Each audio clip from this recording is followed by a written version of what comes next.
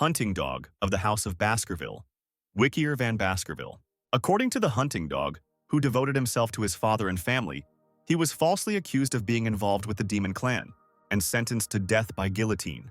There he decided that if he could suddenly live again, he would never again become a hunting dog chasing after his next prey. The sound of a baby's cry echoes throughout the large room. Of all the children in the room, only one did not cry. The red-eyed baby couldn't understand what was happening around him. There was noise all around. The body was heavy. Was this really hell? The child thought. In fact, it was one of the rooms in the Baskerville family mansion. The head of the house, Hugo Le Baskerville, looked with disgust at the children born this year. Worthless bastards. I don't see a single special offspring. Apparently this time we just have a bunch of scum. Hugo's feet, walking between the cots in the nursery, stopped at some point. One child attracted the attention of the head of the house. This child did not cry. Yet among them, there is one who is the least loud. Transfer all the children to the Cradle of Swords, Hugo ordered the servants. The red-eyed, calm child saw the head of the clan, and his gaze immediately became hard. Here he is, the main culprit of my execution and false accusation, Hugo Le Baskerville. And then the child realized that Wickier van Baskerville had regressed to the time when he was a child. Wickier spent his entire life as a hunting dog, growing up in poor conditions due to being an illegitimate child. The hunting dog had to remain faithful to his duties, killing, spying, threats, and so on. He was the one who did all the dirty work, all to make the Baskerville family the best among the 7 families. The reason for Wickier's loyalty was simple. He needed recognition from his family and Hugo. 10 years after the gate to the demon world opened, the battle with the demons ended with humanity's victory. And for the dog who put his whole life on the line, the reward was the loss of his life. He was executed for one reason. The hunting dog knew too much. Do I have to live like this again? The child in the crib was indignant.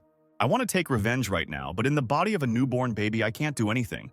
However, getting into the Cradle of Swords is a great opportunity to gain strength. This is what I need. What is the Cradle of Swords? It is a unique rite of passage for the Baskervilles. One of the tests for those born into the Baskerville family is that children are thrown into a labyrinth of swords, which they must pass through and reach the River Styx to explore their talent. The River Styx is a legendary river that turns a child's body into steel, but not all children are able to reach it. To reach the River Styx the fastest, you need to go straight through the barrier of the spiral wall of swords.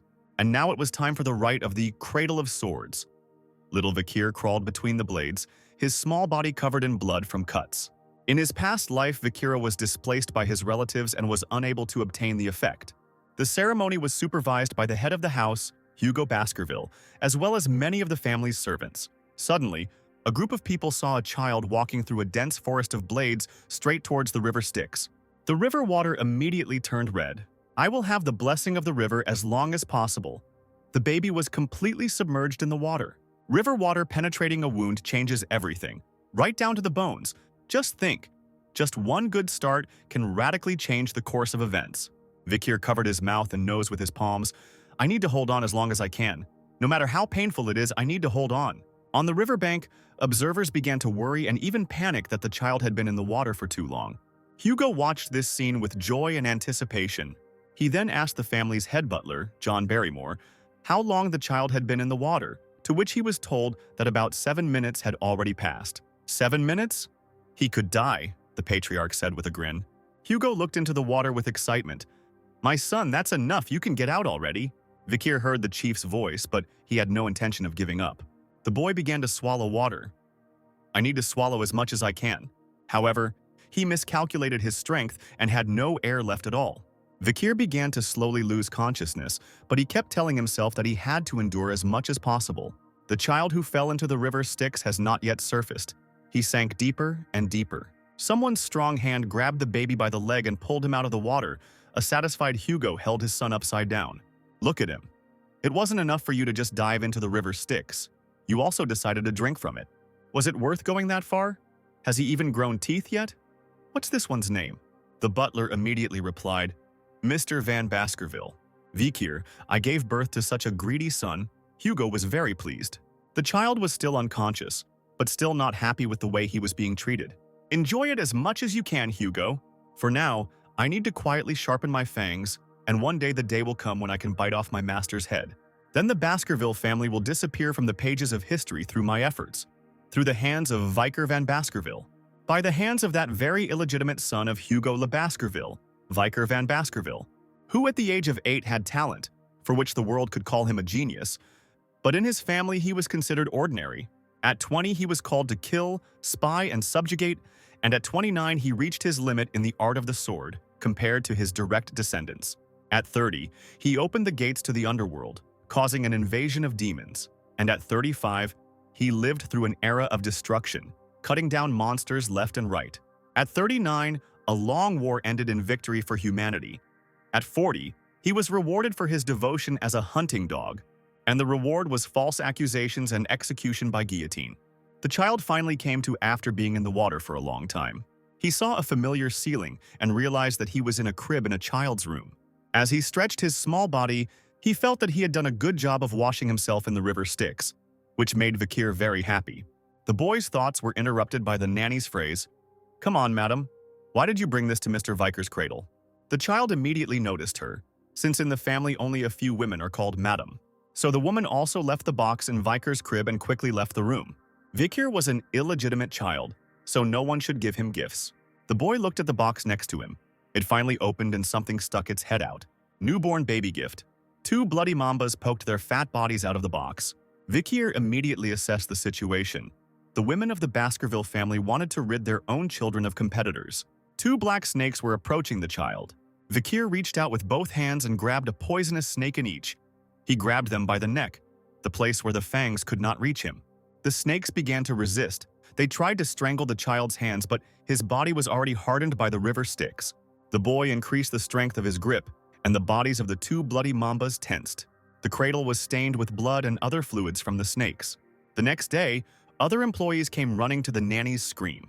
The Baskerville family were shocked to see a child sleeping soundly under the corpses of poisonous snakes. That same day, all the nannies who worked the night shift were tortured and then executed, but it was never possible to find out where these poisonous snakes came from. But only one man, a young hunting dog who could not speak, knew the truth. 8 years passed, and Vikir van Baskerville was 8 years old. And, as is the case with the Baskerville children, he attended various classes. "So, gentlemen, today we will study the levels of swordsman," the teacher announced. "Novice is a swordsman who does not know how to put mana into a sword. Expert knows how to deal mana but in small amounts, and those who can emit liquid aura from their swords are called graduates. And a person who can turn mana into a solid body and change its shape at will is called a master. Mr. Hugo, the patriarch of the Baskervilles, is this very master of the sword." The children were impressed. At this time, Vikir was thinking hard. Hugo was already a sword master at this time. I need to restore my previous strength before the coming-of-age ceremony. The mentor's gaze was fixed on Vikir. "You are thinking about something again, Mr. Vikir." During his 7-minute stay in the river Styx, he gained a strong body and brilliant mental abilities. His talents stand out from the rest. The head of the family would be very happy if he learned about Vikir's achievements, the teacher thought. In addition to the mentor, 3 identical children were also watching the thoughtful child. After class, the boy heard, "Hey you, half-trash," one of the 3 pushed Vikir. "I heard you're a half-breed and a bastard." "I heard you too. They say you lasted 7 whole minutes in the river Styx and managed to strangle 2 poisonous snakes while still in the cradle. In fact, these are the same 3 hounds, also known as the Trident of Hugo Baskerville, who doggedly pursued Viker and stabbed him in the back after escaping from false accusations. Liar. Yes, liar. Liar." The 3 9-year-olds, Highbrow Le Baskerville, Midbrow Le Baskerville, and Lowbrow Le Baskerville, shouted in unison. They continued, "I don't like you. Are you deaf? Are you deaf or something?" Watching them calmly, Vikir realized for himself that it was better to pull out the weeds by the roots in order to prevent a repeat of the past life. Highbrow, as the most evil of them, stepped forward, threatening with a knife. "I heard that the bodies of those who plunged into the river Styx become like steel and cannot be cut by a blade. So you won't die even if I cut you up? Right?" "Right, huh?" Lubro, at the command of the elder, immediately approached Vikiru from behind and covered his nose and genitals with his hands. 7 minutes in the river? I'll eat my hand if he lasts 3. The 8-year-old child didn't even resist. Apparently these children are really very cruel. I'll play along with them a little. Highbrow and Midbrow watched the boy with a smirk for the first minute. After 3 minutes, their expressions were already a little surprised. However, 10 minutes later they were stunned. Were those rumors really true? Come on, it's so boring. Let him go, let him go. The brother's words were interrupted by a crunch. Lobro looked at his bloody hand and screamed. Vikir spat out the bitten-off finger. The twins began to scream, asking what he was doing. The boy with a crazy look and a smile wiped his bloody mouth. Didn't he want to eat his hand? Ha ha ha ha, I'm not afraid of you at all. Me neither. And I'm afraid. The twins silently stared at the crying third brother. He bit off my finger. Calm down, brother. Let's go to the priest and ask him to return him to his place. Let's go. And who gave you permission to leave? Vikir interrupted the brothers' conversation. This infuriated Hybro, who immediately attacked the boy with a knife. Forgot who's a year older here? The eldest of the three could not believe his eyes. The knife cut Vikir's clothes but did not even scratch his skin. You seem to have forgotten that in the Baskerville family, age doesn't matter as long as you have strength and talent. Vikir grabbed the attacker by the arm and smiled madly. So let's have some fun, brothers. Hybro screamed in panic. So the rumors weren't lying? A fist immediately flew into the face of the screaming older brother. The younger triplets watched as Hybro fell to the ground from the impact, blood streaming from his nose and several teeth missing from his mouth. You're a scumbag. Midbro immediately got into a fighting stance to avenge his older brother. However, he too fell from a strong sidekick from Vikir. Don't be so afraid. You'll have time to get treatment and everything will be fine with you, the bastard standing over them said calmly. But I won't let you out of this room. Otherwise, you will remain disabled for the rest of your life. Although I will be generous and release one of you. Really? Who? The triplets, scared and traumatized, waited with tears in their eyes for an answer. And it's up to you to decide. Vikir threw the knife in front of them. I won't wait long, think faster, the boy said at last. At least one of you has to survive, right? The bastard smiled and closed the door behind him. At the same time, the triplets' gaze suddenly stopped on the dagger in the center. Then they looked at each other. Vikir, on the other side of the door, listened to them sort things out among themselves and was glad that the trident of Baskerville began to split from the inside. Sometime later, in the office of Hugo Le Baskerville, Sir, there has been another bloodbath of the Morg family at the Ruby Mines, John Barrymore reported. They claimed the mines as their property. We will have the opportunity to discuss this in the near future. The Morgs will come to us themselves, the patriarch answered. Are there any other reports? On the midterm assessment of infantile character, Mr. Vikir took first place in the written test. Hugo was pleased.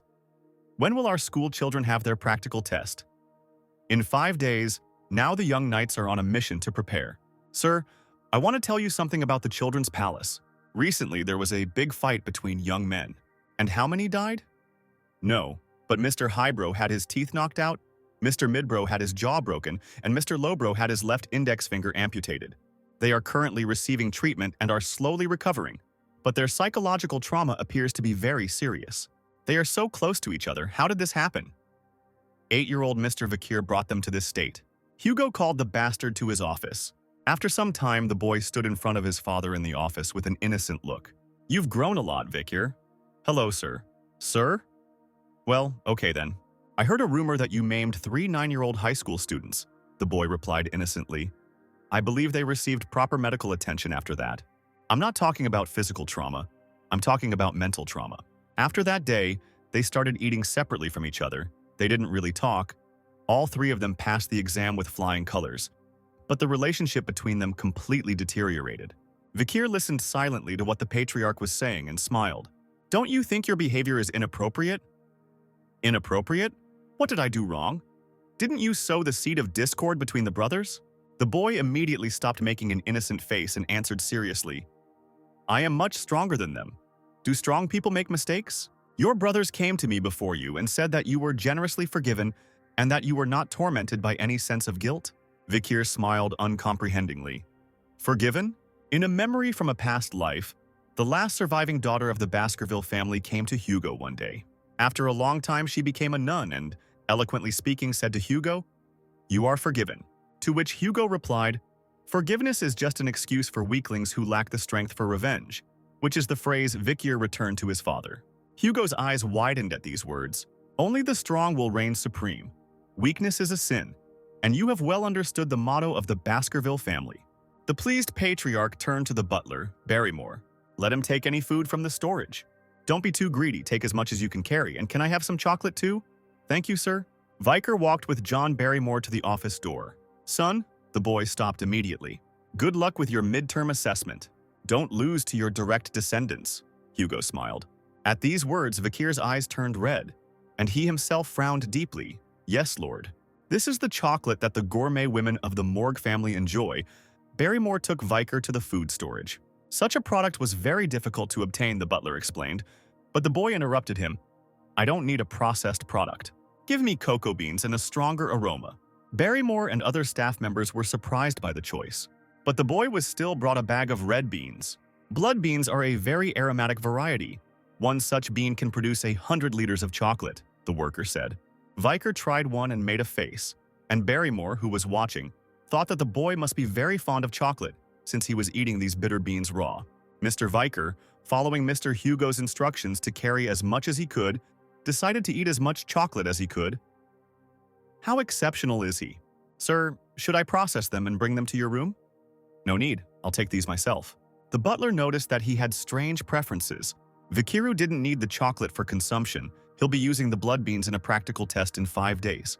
Children in the Baskerville family are tested twice a year, midterm and final assessments, until they turn 15. And it was on one of these days that something unprecedented would happen in the Baskerville family, the boy anticipated. The Baskerville family is known throughout the world as the Berserker family, and their children are raised in an early upbringing. On walks, they must run up steep hills to develop physical strength, and they are not allowed to rest or go to bed before a set time. To adapt to the harsh environment, they have to sleep with the corpses of monsters or their offspring. After 8 years, the level of difficulty for young hunting dogs begins to be lethal, which is why the Baskerville family is called the Berserker family. And today is the day of the practical survival test. The mountain located on the outskirts of the territory is full of tyrannical monsters. The Red-Black Mountain is the place where all the young hunting dogs have gathered. The mentor Pavlov van Baskerville stood in front of the children and explained the essence of the practical test. To stay alive after a month of living in this place, hunting big and strong monsters, act, keeping these conditions in mind. If you manage to save your life, you get 10 points. If you remain uninjured, you get 30 points. If you let others down and survive, you get 50 points. If you survive a collision with a monster, you get 70 points. Fulfill all the above conditions and get 90 points. Take the badge from another and get additional points. Death equals 0. No one gets 100 points. I hope you remember Hugo's lesson that a swordsman dies when he becomes arrogant. It is not recommended to go beyond the forbidden zone. On the Red-Black Mountain, many places have not yet been explored, so we advise you to move within the area where the monsters have been removed.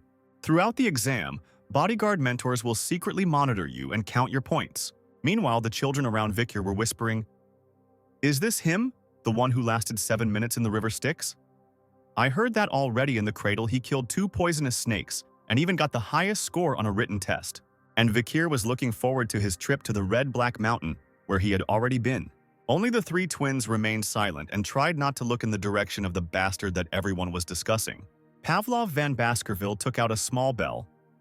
The exam will begin at the signal of the bell. Good luck to everyone. The mentor shook the bell and began the practical test. All the children ran in different directions. Someone wanted to take a more advantageous place, which he noticed in last year's exam. And some people would form a group and together they would chase others to take away points. Highbrow, midbrow, and lowbrow, despite their differences, also united. Pavlov lit a cigarette and watched the children from his place. In this exam, killing opponents is not recommended, but it is not prohibited either. When you kill an opponent, points are deducted, so everyone will try not to kill manually. I hope there will be as few casualties as possible. The mentors will look after you. One of these mentors secretly watched Vikir from afar. The border with the Mihajim district. Where are you going, Mr. Vikir? Maybe he is a genius who has been different from others since childhood? I wonder what skills he will show us. After a long journey, the boy finally stopped at a huge tree. What do we have here? It's good that the ground is so soft. Vikir walked with a stick and felt the soil. Then I'll decide where I'll stay for the time being, the boy spoke to himself out loud. So where can I enjoy my vacation? His mentor was shocked by this. Vikir prepared firewood and materials for a hut. Meanwhile, others fought among themselves. Vikir, having set up a camp for himself, periodically obtained food for himself. While Hugo's trident was fighting another strong monster, Vikir was lying down and resting in his hut. His bodyguard did not expect such behavior from a genius. How many days has he been resting in this hole? Has he only been getting food and firewood? Or is he hiding here to while away the time? Are the rumors of his genius false? If he continues to hide here, what's the point of guarding him? The boy was enthusiastically busy with his own affairs, not at all showing that he was watching his mentor. Finally, he waited for the moment when the bodyguard got tired of watching him and left. Vikir watched the fire and recalled the events of his past life. One of his subordinates told him during one of his missions that blood bean cocoa beans were the best remedy for removing meat weeds. The boy returned from his memories to the present. The one who was bothering me finally left, and I finished the preliminary preparations. Well, let's start preparing for the hunt. Vikir smiled and looked at the holes he had prepared. A few days later, Vikir crossed the border of the forbidden territory. He was in uncharted territory. The boy looked back. During my reconnaissance days, I often visited these uncharted territories. My nose stings from the smell of burning. These are burnt tree roots. I'm sure his habitat is somewhere around here. Vikir's gaze immediately caught on something. Found burning feces. In a blackened pile of manure, a fire still burning, not yet extinguished. The boy knew that there was only one monster in the area that defecated like that. And then a loud growl was heard. I thought you were boring during my intelligence days. Glad to meet you again. Seeing what I wanted, said Vikir. Before him stood a hellhound, a dog whose skin was completely covered in fire. There wasn't much information in the encyclopedia about this monster. A B+ class, 3 meters in size, also known as the Hound of the Underworld. This creature will definitely bring terrible misfortune to those it encounters, and if it is bitten once, it will never survive. The fiery stream of sulfur that bursts from the eyes and mouth comes from the depths of hell, and does not go out until the life used as fuel is completely burned. In his past life, Vikir almost caught him when he was not yet 18, but now he is only 8, and this confrontation was still unequal, but he knew a way by which even a child could defeat the hellhound. As soon as the hellhound saw Vikir, it lunged at him. The boy dodged, rushing to intercept the hellhound that ran past and found himself on the side. The hellhound's first weakness is that it can only move in a straight line and has difficulty keeping up with sudden turns. The hound stopped, turned around and growled. Vikir opened a bottle of water and poured it in front of him. The hellhound's second weakness is that otherworldly monsters can't stand water, even shallow water. Under such conditions, its speed decreases and it begins to approach, revealing its deadly abilities. Since this monster can do nothing but run in a straight line, the hellhound had to run around the patches of water scattered on the ground. And the weak point when running is the open mouth. Vikir took advantage of this and threw something into the monster's mouth. After another attack, the boy dodged and looked at the hound. The effect was immediate. The hound began to stagger. The hellhound fell to the ground. Chocolate is poison for dog monsters. Foam came out of the dog's mouth, a red kidney bean, from which you can make 100 liters of chocolate. There is no need to talk about its effect. Vikir grabbed his sword and grinned. The Hound of the Underworld couldn't handle the chocolate. The stomach and heart are primarily affected, but they are protected by hard ribs. My target is the weak spots that are not protected by them. And these spots are the kidneys. The boy hit the hellhound's body hard, but the cut still didn't seem deep, and black blood was flowing from it. The hound breathed its last and died. After killing a monster, energy called experience points, or karma, accumulates in the body, which soon leads to a strengthening of physical strength. Vikir has tested himself. Close combat is easier for me than before. At this rate, I will be able to catch up on everything before I reach adulthood. I wonder what Hugo's expression will be like when he finds out that 8-year-old me was able to kill a B+ level monster. I will definitely take first place in the practical test. I couldn't even dream of this in my past life. It gives such power that no one in this world even knows about. Vikir debated whether he should take the monster's head with him. But then something caught his attention. A loud growl came from behind him. Did they come to the cries of this dog? Do you want to avenge your comrade? 4 more hellhounds came and surrounded Vikir. Vikir cut off the head of the dead hellhound. I wasn't going to stop at just one creature. Come on, dogs, I still have a lot of beans. The ferocious hellhounds suddenly tucked their tails between their legs and began to retreat. Vikir was a little surprised. Were they afraid of dying at the hands of an 8-year-old? Hellhounds by nature will not let their prey go, even at the threshold of death. But the boy finally realized what it was. A loud growl came from behind him. The owner of this growl scared all the hellhounds. 3 heads, 6 eyes glowing in the darkness, Cerberus. A monster of danger level A+. Vikir couldn't understand why the monster living on the 7th ridge had descended to the 1st. Then he looked closer and saw many bleeding wounds on Cerberus's body. If you look closely, there are arrowhead marks and wounds all over his body. Could it be that someone was trying to catch him? The boy remembered that on the other side of the mountain there lived a wild tribe, And if Cerberus had escaped from them here, then this was his chance. In front of Viker stood a seriously wounded A+ level monster that he had to finish off at all costs. Vikir usually hid his powers from the other Baskervilles. His swordsmanship had reached the advanced level of expert. He even mastered the 3 arts of the Baskerville family, reaching a level that others would only achieve in adulthood. Vikir took out his sword and, covering it with mana, attacked the Cerberus. The boy's blow hit one of the 3-headed dog's heads. However, the other head, defending itself, immediately attacked the child. He successfully fought her off as well. Vikir believed in his abilities. He could handle the wounded Cerberus. After all, in his past life, after the experience of fighting monsters, his skills had reached such a level of mastery that there were no frills when killing an enemy. In addition, his body is strengthened by the waters of the river Styx. Viker's weapon is strong enough to injure a Cerberus. But he was wrong. With one attack from Cerberus, the sword was destroyed. A moment's inattention resulted in damage from the Cerberus's claws. The boy was thrown far away by the blow. He hit his back hard against a tree. Due to internal injuries, blood began to pour from his mouth. His consciousness switched off. Vikir fell to the ground, leaning against a tree. Not even a minute passed before he immediately woke up. The boy couldn't believe that he had lost consciousness after being hit by Cerberus. The child felt pain in his left hand. He was afraid that the monster's attack had cut off his hand. Vikir looked at his hand. It was in place, but there were jagged wounds from claws on his shoulder.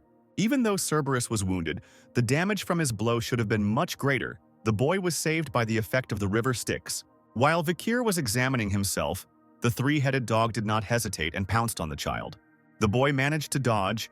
He understood that he would not withstand a second blow from Cerberus. It's a tough case, but an experienced hunter can find a way out of even such a situation, Vikir reasoned. And the best choice now would be escape! Vikir ran away from the monster with all his might.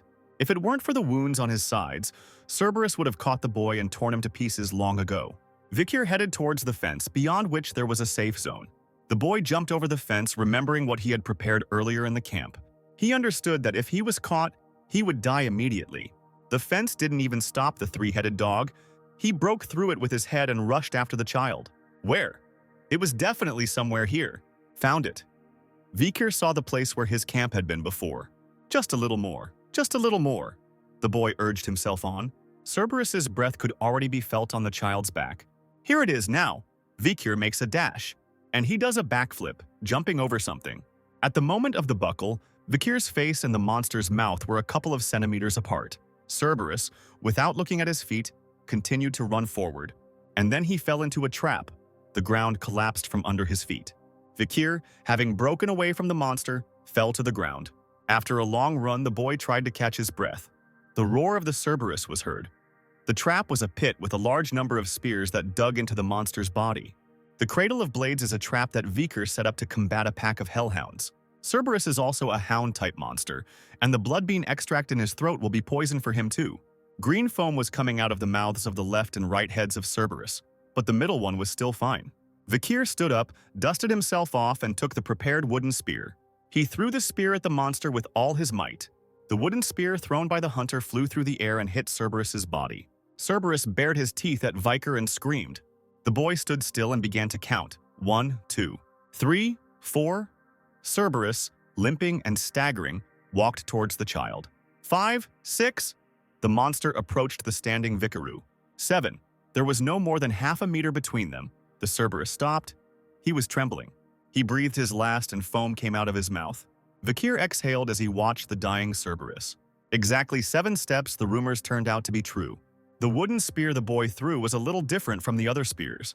They say that after being bitten by a bloody mamba, you can't walk even 7 steps. Vikir hid some poison back in his childhood. The boy felt the energy of Cerberus and realized that all 3 heads were dead. Cerberus is a monster accustomed to guarding its territory. This means that his guarded dungeon must be somewhere nearby.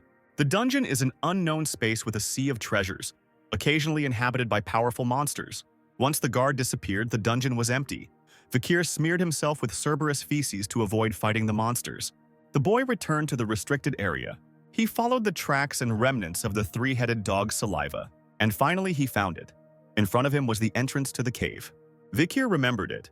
He had been here in a past life but found it 10 years later, and there was nothing left inside. However, there was no one in the dungeon yet. The cave was very deep and dark. The boy smiled. He was in anticipation. In anticipation of what treasures await him in the dungeon.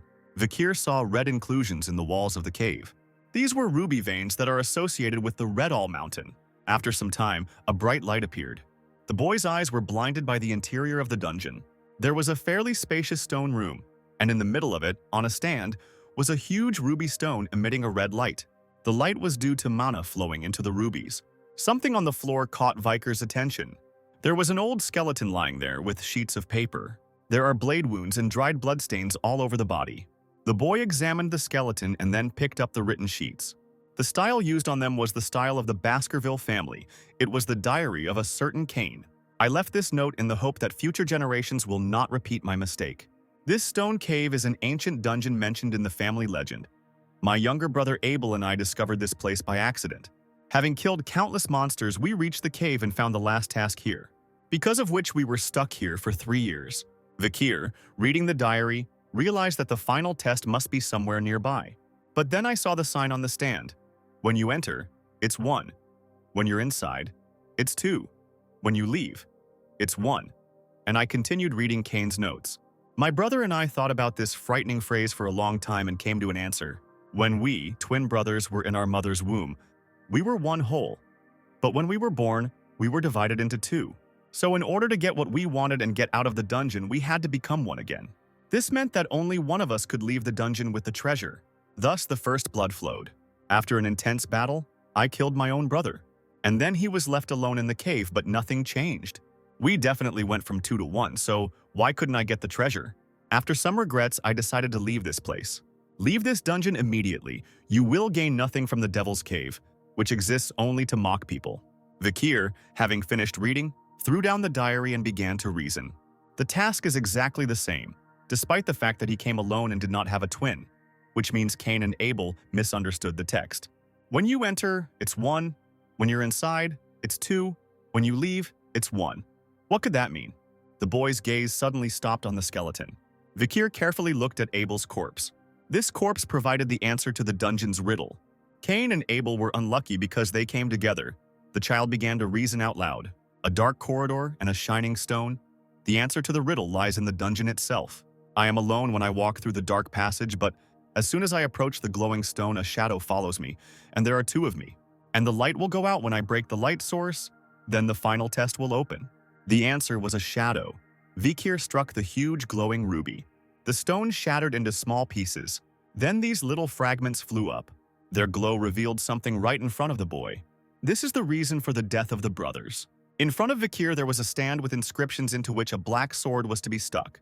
Is this a relic of the Devil's Cave? The inscription read, "Only those with Baskerville blood will be able to possess Beelzebub." Beelzebub? So that's where he came from? Vikir remembered seeing an illustration of the Lord of the Flies, Beelzebub, as a huge 3-eyed black fly before his rebirth. An unprecedented great monster that invaded the continent in old legends, one of the devil constellations or the 7 tribulations. To stop them, the heads of the 7 families went against each of the devil constellations. The demon that the first patriarch of the Baskerville family fought against was the same Beelzebub. The remains of the demon are kept on the lands of Baskerville, and Beelzebub's demonic energy, according to legends, attracts monsters. But now this is already a legend that no one believes in. However, the story is true, and the sword was later taken by the demon clan, Vikir recalled, leading to countless deaths on the battlefield. But in this life, this will not happen, because the sword now belongs to me. The boy took hold of the sword's hilt and began to pull it out. The sword transformed into a black thing with a lot of appendages. With their help, it began to penetrate into Vikir's right palm, becoming a part of it. There were practically no marks left on the palm, only a few black threads. Suddenly, the child felt a change in his hand. A black blade appeared from the outside of the palm. A blade created from the corpse of a member of the Devil constellation. Vikir was delighted and looked forward to how strong he would become in this life. The boy looked around and realized that there was nothing else in the dungeon. He hid the blade under his skin, which meant it was time to return. As soon as he took a step, his head began to spin, and he felt very weak. It took Vikir a moment to realize that the feeling was hunger. Beelzebub in his hand demanded food. The boy left the cave with a pain in his stomach. Hunger made my stomach turn, and my sense of smell intensified. He felt something delicious. Beelzebub, stretching out his small proboscis, pulled his hand towards the smell. There lay the body of a previously killed hound. The proboscis stretched out strongly, stuck straight into the corpse, and began to absorb blood. Vikir felt himself coming back to normal. The boy wondered if it was because of Beelzebub that the vegetation in the mountains had dried up, and how much longer he would have to feed the demon to cure his overeating mania. His thoughts were interrupted by Beelzebub's joyful cry after he had swallowed the hound. It is said that this demon had the ability to absorb the skills of an opponent and appropriate them for himself. Because his absorption ability tends to be infinite, countless people have lost their powers and become helpless. However, due to the possibility of receiving harm, the number of skills that can be acquired for Viker is limited to 3. The ability to absorb skills pleasantly surprised the boy. The demon blade immediately absorbed the Hellhound's bleeding skill, which prevented the enemy from stopping bleeding. Beelzebub did not calm down and began to absorb Cerberus's body. The boy exhaled and said, "You can't swallow him all up. If it is too damaged, I will not be able to explain it during the inspection." But the demon did not stop. Vikir hit him. "Enough!" It turned out that Beelzebub had already managed to absorb 3 skills: Cerberus's Burn A+, Hellhound's Bleeding B+, and Rapid Regeneration F. Rapid Regeneration was a skill of the rat that Cerberus strangled with his own carcass. The Burn skill is a big win, Vikir rejoiced, because one of the most terrible types of pain for a person is burning. At this point, the boy decided to end his practical exam. The young hounds who had completed the examination returned to the Baskerville house and the assessment of their achievements began, according to which participants received swords, shields, or pendants made from parts of captured monsters as a reward. One of the monsters caught by the young hounds terrified all the Baskervilles present. The patriarch immediately found out about this. Who caught him? Mr. Vikir van Baskerville. He accidentally wandered into the forbidden territory during the practical exam, the butler said. Even the guardian knights avoid meeting Cerberus. Mentioned that the monster was initially wounded. In addition to this, Vikir used poison on wooden spears. What kind of poison and how did he get it? I was going to ask about it personally, but the young master returned to his chambers saying that he was very tired. So young and already cunning. Information is power, and power is valuable. Hugo smiled. I was surprised, shared John Barrymore. Such a young child was born not among direct streams, but among the Vans. You don't know, I'm different from the previous heads of the family. I don't look at the hound's pedigree. The most important thing is talent and courage. Even among the hounds with a great pedigree, there is a loser. Do you understand me? The butler wondered if Hugo was worried about his second son, who was going to isolated training. Then he replied, "Excuse me, I will call Mr. Vikir." And now the boy was standing in his father's office again. I heard you killed Cerberus during the midterm. How did you do it? I shoved chocolate down his throat. It is poison for dog-type monsters. Barrymore was surprised by their style of communication. It was not at all like a conversation between a father and son. The butler was told that you did not answer questions about your method of murder. Why? Because I will answer only to my master. Well, who is your master? Since I am part of a clan, it is logical that my master is the head of this clan. Well done. As a reward, I will give you the corpses of the monsters that you killed. If you want something for first place in the ranking, say so. I want to go to the Manson Library. It was the largest library in the Empire, located in the very center of the Baskerville family mansion. The Manson Library, you say? You ask for this, although you know that only blood relatives of the head can enter it?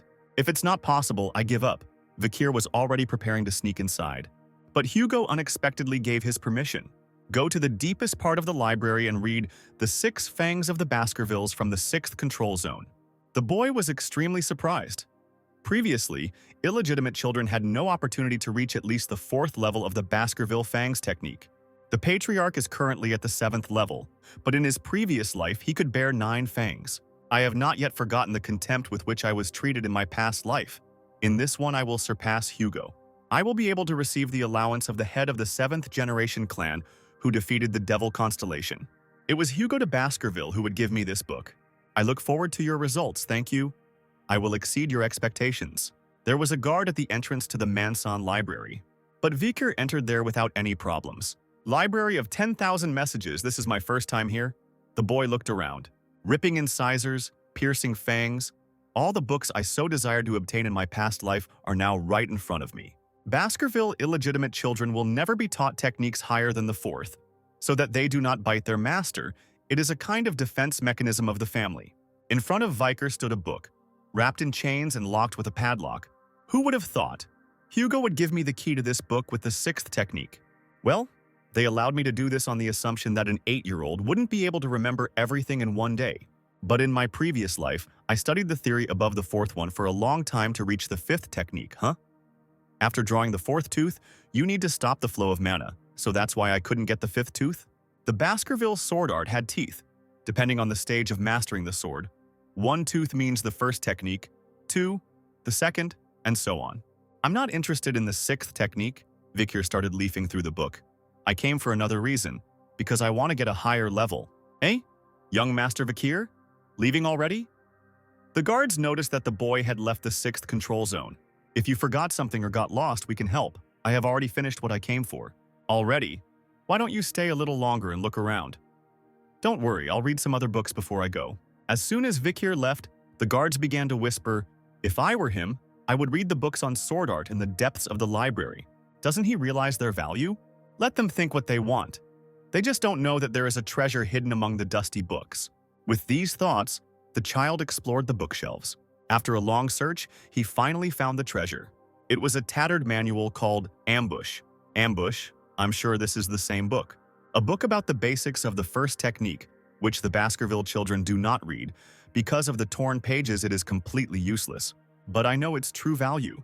In a past life, together with a squad of hounds, I found a strange relic in the dungeon. It was a page from a book of sword art, just one page. The page was written in the Baskerville style, and Hugo thought it worthwhile. After searching, they realized that this was a page from the book Ambush, which was written by the ancestors of the Baskerville family, and the 10th technique was written in it. Hugo, in a frenzy, sent out hounds to search for the 6 missing pages. Having discovered that they were in the hands of the 6 great families, Hugo declared war on them. After many casualties, all the lost pages were handed over to Hugo, and the only reward for all the work I had done was praise and death. Because of this, Hugo reached the 10th technique, and only a mountain of hound corpses remained beneath him. It was a stupid life, this time it won't happen. The hound that collected all the pages was me, so I remember the contents of all the missing pages, but I couldn't read the book itself. Well, in the eyes of others, this book may indeed seem completely useless. But once the torn pages are put back in place, the false and misleading information is transformed into a masterpiece. In my past life, I reached the highest level of the 4th technique. I need to reach this level before I turn 15. Vikir sat down on the floor and began to study the book. Night fell, then dawn. The boy, without changing his position once, continued reading. But finally he stopped and closed the book. I was able to remember the entire contents of the book. Vikir made sure there were no guardian knights nearby. Then he stood in a more or less free place and closed his eyes. The boy, realizing that he was currently too young for the 10th technique, decided to train to reach the 5th tooth. In his thoughts, a man stood before him. Vikir coated his hand with mana and swung it at the imaginary faceless man in the throat. It was Baskerville's first tooth. Then he drew each tooth in order, 2nd, 3rd, 4th, and then again in a circle. The higher the equipment number, the more complex and deadly the strike was. The boy did not stop. He was not allowed to stop. He recalled his past life. Even after all his efforts, Vikir could not obtain a suitable level of sword technique.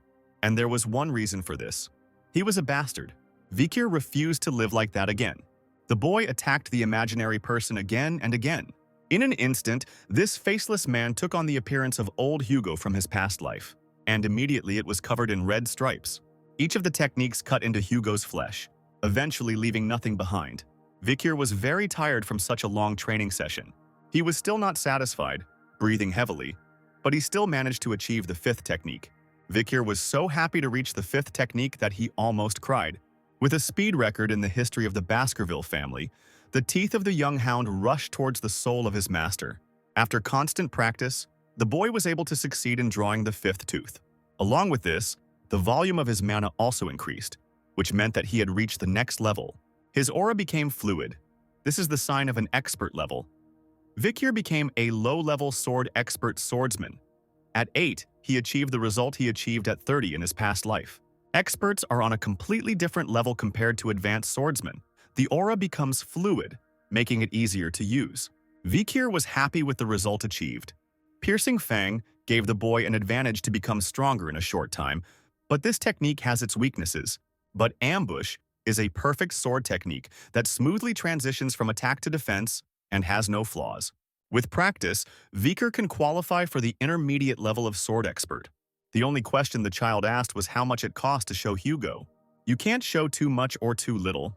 You need to give Hugo something to be interested in so he can reach the right level. The boy put the book on the windowsill and then took a small magnifying glass out of his pocket. Having placed it at an angle next to the book, he began to wait. The book caught fire, and Vikir grinned. Now it will be difficult for Hugo and the others to reach the 10th technique. The Knight's Guardians came to the smell of burning young master. Sorry, I accidentally left the magnifying glass next to the book and set it on fire. You don't have to worry, glad it happened in the area with useless books. Yes, I doubt that book was of much use. Aren't you busy with the Morg clan and the ruby mines right now? So let's keep what happened a secret. If that's what you want, we won't say anything. You must be busy. Sorry to bother you. Goodbye. Young Master Vikir is so polite. Yes, he deserves respect. After some time, Vikir was again walking down the corridor towards his father's office. So, you had an epiphany? Something like that. Tell me what you felt in the library. Something warm and spicy, but at the same time soft and gooey. Barrymore and Hugo were surprised. It was an aura, a sign that you had officially entered the world of swordsmen. Even geniuses must train without rest for up to 15 years to reach the lowest level of advanced swordsman. Can you demonstrate? Hugo doubted. Sometime later, in the Baskerville family arena, a large crowd of people gathered in the spectator seats. In the center of the arena stood Vikir with a sword. Sir, how do you plan to test the young master's skills? I'm going to unleash a monster on him. Yes, I have prepared someone hungry and daring. They raised the gates and brought out a huge monster in chains. It was an orc, threat level C. The audience was indignant. An 8-year-old couldn't handle an orc. To cope, you need to be at least 15 years old. The patriarch gave the signal to begin the battle. The chains and shackles were removed. The orc became furious, his eyes burning. He screamed loudly, and the man accompanying the ferocious monster ran away in an instant. The monster rushed forward straight at the boy. Vikir got into a fighting stance and prepared to meet the orc in combat. The orc's blow did not reach the boy. The monster's hand was cut off with lightning speed. The audience was shocked by what was happening. The monster also did not expect such an outcome. But the 8-year-old did not stop and struck again. This time the ogre's leg was cut off. The huge monster fell to the side with a loud thud. He didn't understand how the boy managed to cut off his arm and leg. This happened because the orc's fast regeneration skill was not activated. A C-class monster cannot stop the bleeding caused by a B-class hellhound skill. The young hounds in the stands tried to understand how an 8-year-old could defeat an orc without mana. Hugo continued to watch Vikir closely.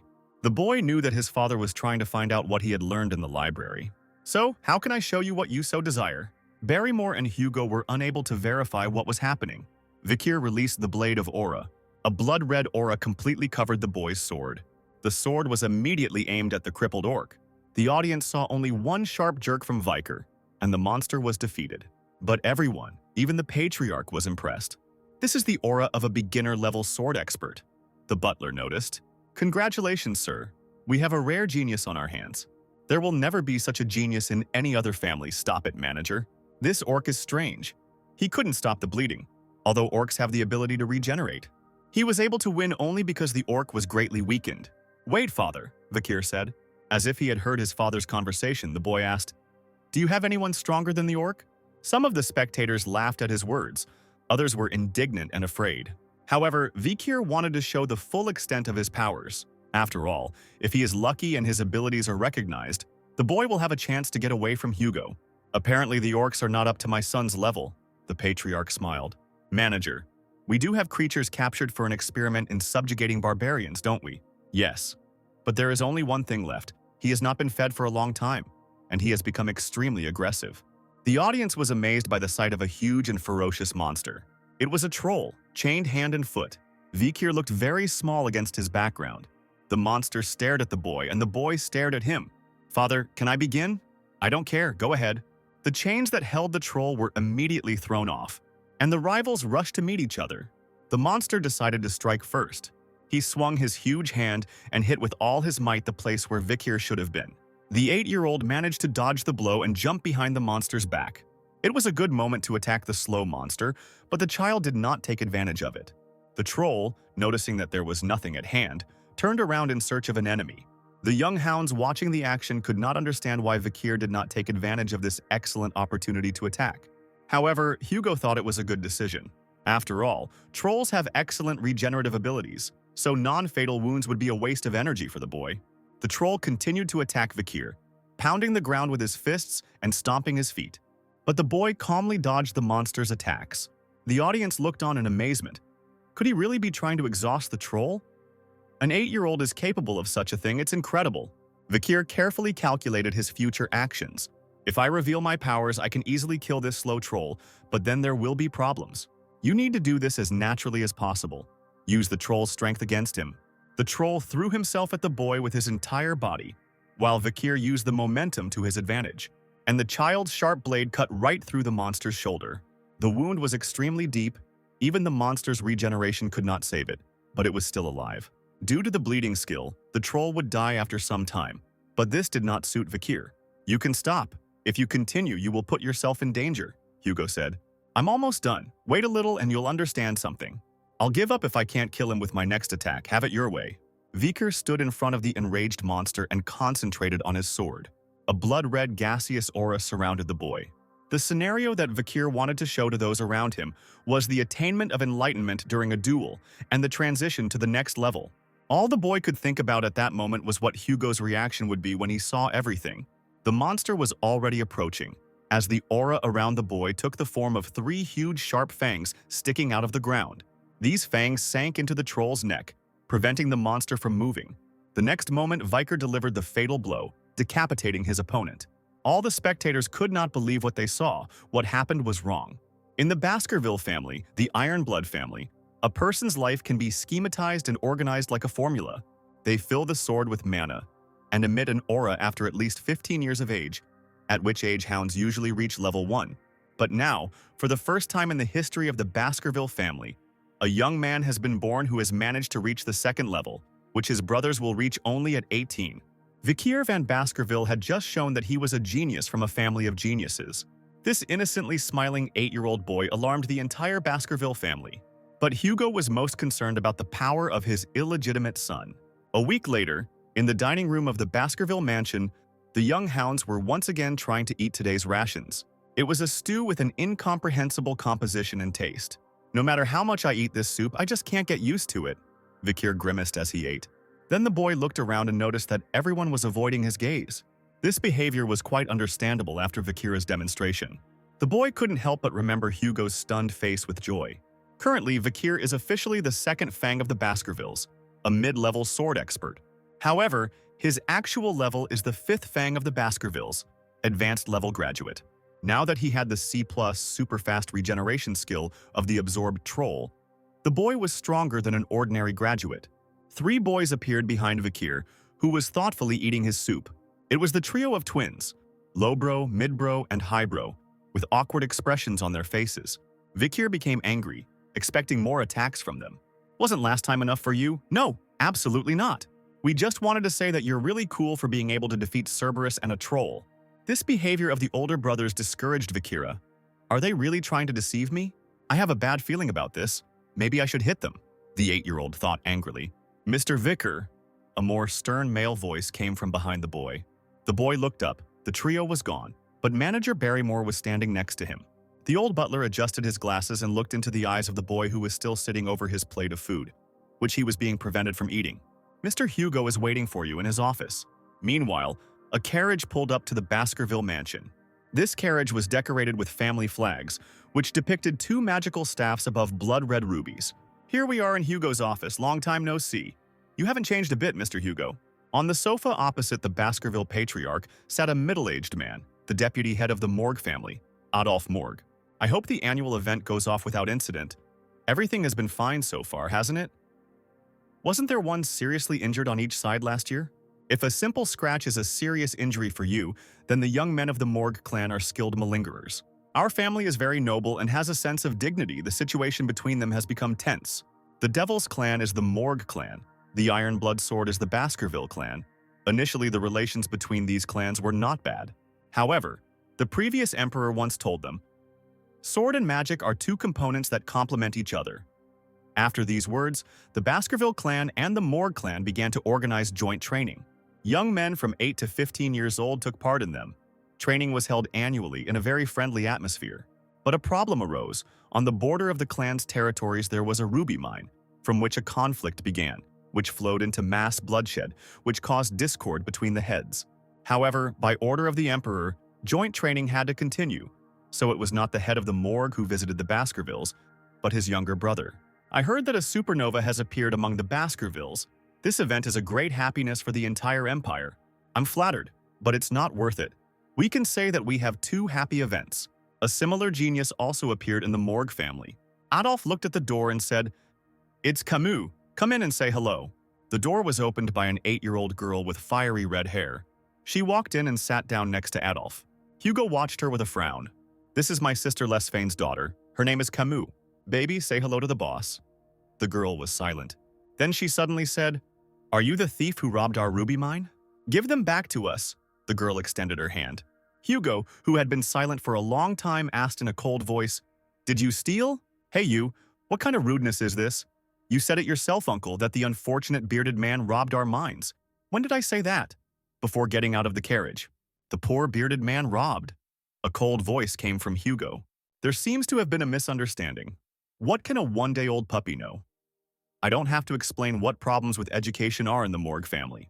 Give me back my rubies. We have so few of them that I don't have enough for my research." The girl continued to press. "Enough." The aura began to cover the body of the angry Hugo. "It seems that in your family they don't teach manners at all. Why are you doing this to a child?" Adolf tried to stop the head of Baskerville. "Are you, a swordsman of the Empire, really going to threaten an 8-year-old child?" And then suddenly a cheerful and innocent voice was heard. "You can't envy someone else's property. Or are you not taught that either?" "The owner, Mr. Viker, has arrived," Barrymore announced, entering with the boy. Adolf noticed it. "Is this the same star of the Baskervilles?" While the representative of the morgue family was distracted, the girl who was sitting next to him was already standing next to Vikir. "Hey you, what did you just say?" The boy looked closely at the rude girl and remembered from his past life who she was. It was Camus Morgue, who in later years was called the Heavenly Empress. She was a genius among geniuses. In her best years, she dealt with demons and barbarians of the Red-Black Mountain. She conquered social circles with her beauty, and even subjugated members of the imperial family, for which she was nicknamed the embodiment of power. However, these are all stories from the distant future. Now she is just an 8-year-old child. Why should the ruby mines belong to you? They are ours. Well done. You came all this way just to throw a tantrum. The elders turned their attention to the children's interesting conversation. Hysteria? Camus was ready to give in to her emotions, but she quickly returned to her logical self. In that case, for the sake of a stupid creature, I will explain why the ruby mines belong to the Morg family. The girl created a 3-dimensional map using magic. Of all those present, only Adolf was impressed. I'll explain it so that even a simpleton like you can understand it, the girl began. Vikir became a little sad. He expected a fight. First, here is the border between the Morg and Baskerville clans. Good quality rubies are mined in a mine that is in the common area. The problem is that the entrance to this mine is located on the territory of the Morg family estate, and the underground vein is located under the Baskerville family estate. The structure of your estate does not allow you to mine rubies on your own, so the Morg family mine. Yet you insist on invading and interfering with our ruby mining, and even refuse our offer of rent for the estate. Rubies are often used as a magical ingredient, which means there's no point in you Baskervilles getting them. What is this estate rental? You are probably annoyed that there are no fools in the Baskerville family who would open the doors of their estate for a pittance. What? You said the Baskervilles aren't interested in rubies. That's right, we're only interested in territory, so don't go beyond that. The girl frowned. You will regret this. I will inform you who owns the mines. This is your territory and this is mine. Camus clearly showed with her hand how it crossed the boundaries of territories like a mine. So who does this hand belong to?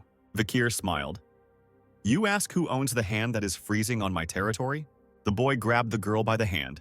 It makes sense that he smiled innocently at me. That smile almost melted the young girl's heart. Wait, what are you doing? Why do I belong to you? This is ridiculous. When did I say you belong to me? Vikir quickly pulled his dagger from his belt. I said your hand belongs to me. It was a shocking sight that made everyone sweat.